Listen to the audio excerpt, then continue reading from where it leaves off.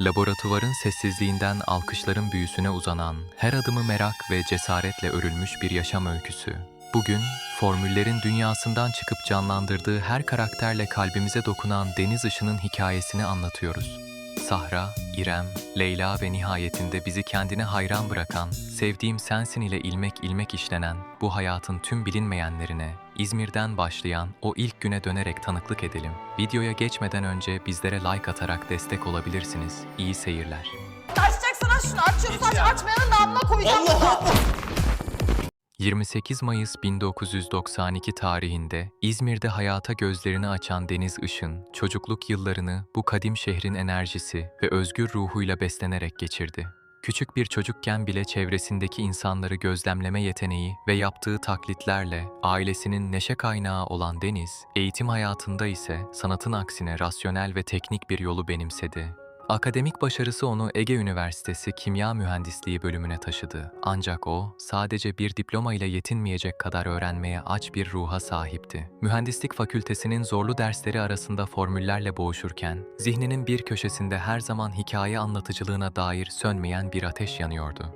Lisans eğitimini tamamladıktan sonra, akademik kariyerine devam etme kararı alarak aynı üniversitede malzeme bilimi ve mühendisliği üzerine yüksek lisans yapmaya başladı. Bu süreçte bir yandan bilimsel araştırmalar yapıp, diğer yandan profesyonel iş hayatına atılarak mühendis olarak çalıştı. Ancak laboratuvardaki her deney aslında onu kendi hayatının en büyük deneyi olan oyunculuğa bir adım daha yaklaştırıyordu.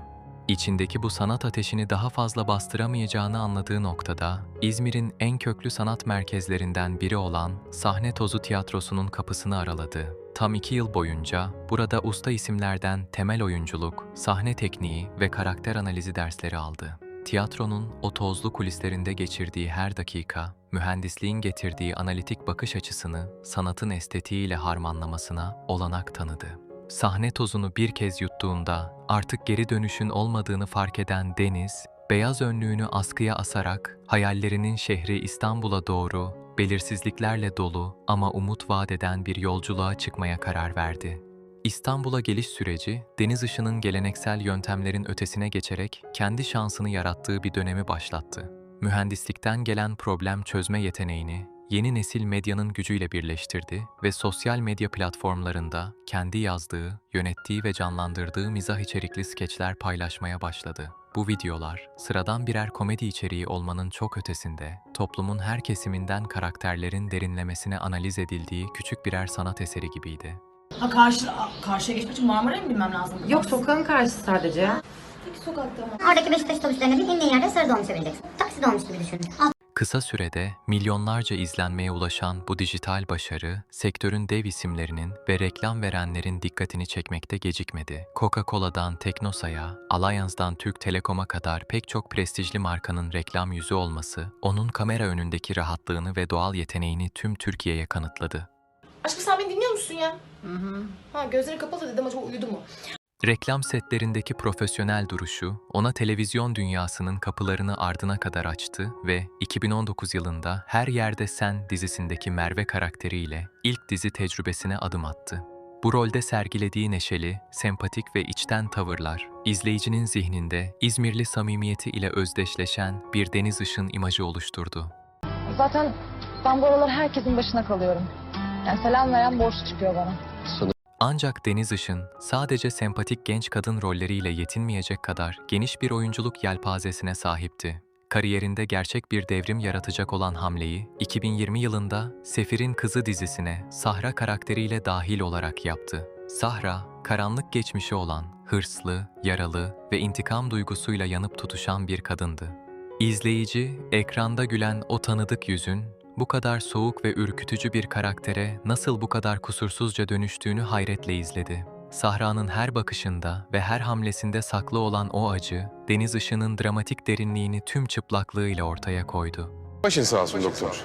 Abiniz cehennem boylu. Başınız sağ olsun doktor hanım.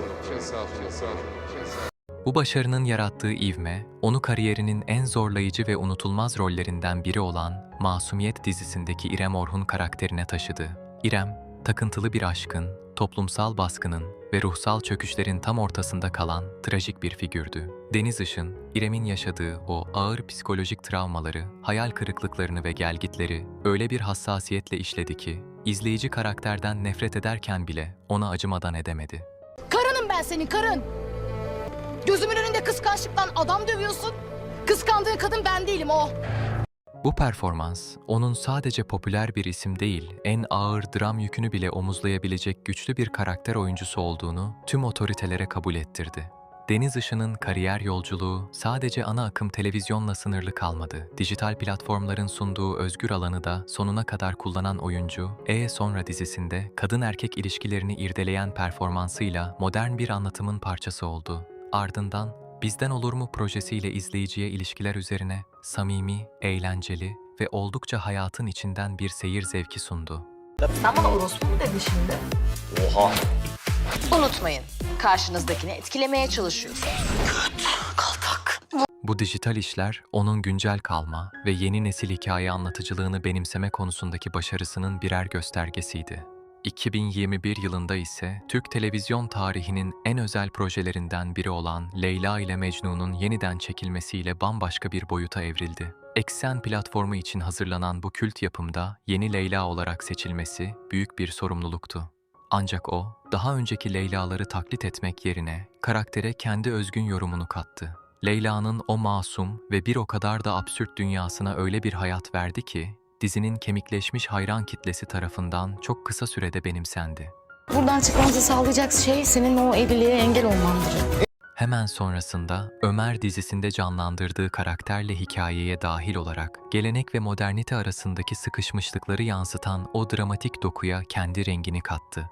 Deniz Işın'ın kariyerinin en olgun ve en çok ses getiren projelerinden biri ise Sevdiğim Sensin dizisi oldu. Bu projede oyunculuk yeteneğinin tüm sınırlarını zorlayan bir performans sergiledi. Sevdiğim Sensin'de canlandırdığı karakterin duygusal derinliği, yaşadığı tutkulu ama bir o kadar da çetrefilli aşk hikayesi izleyiciyi her bölümde farklı bir sorgulamanın içine itti. İşte düşürmüşsün.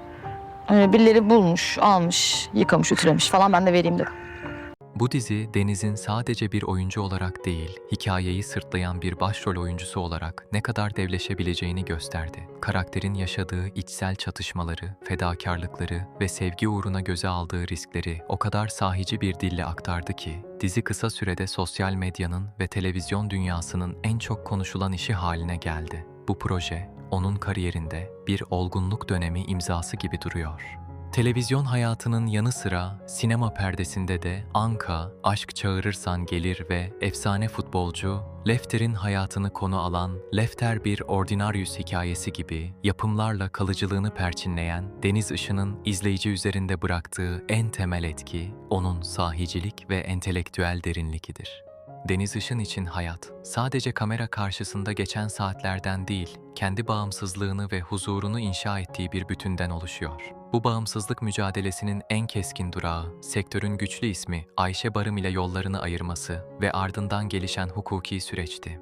Sosyal medya üzerinden sektördeki mafyalaşmaya ve tekelleşmeye karşı sesini yükselten Deniz, bu duruşuyla dikkatleri üzerine çekmiş. 2025 yılının başlarında ise İstanbul Cumhuriyet Başsavcılığı tarafından başlatılan soruşturma kapsamında mağdur sıfatıyla savcılığa ifade vermişti.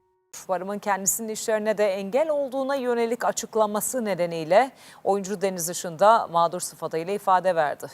Her ne kadar ilk açıklamalarında işlerine engel olunduğunu belirtse de, adliyedeki ifadesinde bizzat bir engelleme yaşamadığını ve amacının sadece sektördeki bu genel soruna dikkat çekmek olduğunu vurgulayarak kimseden şikayetçi olmadığını dile getirdi.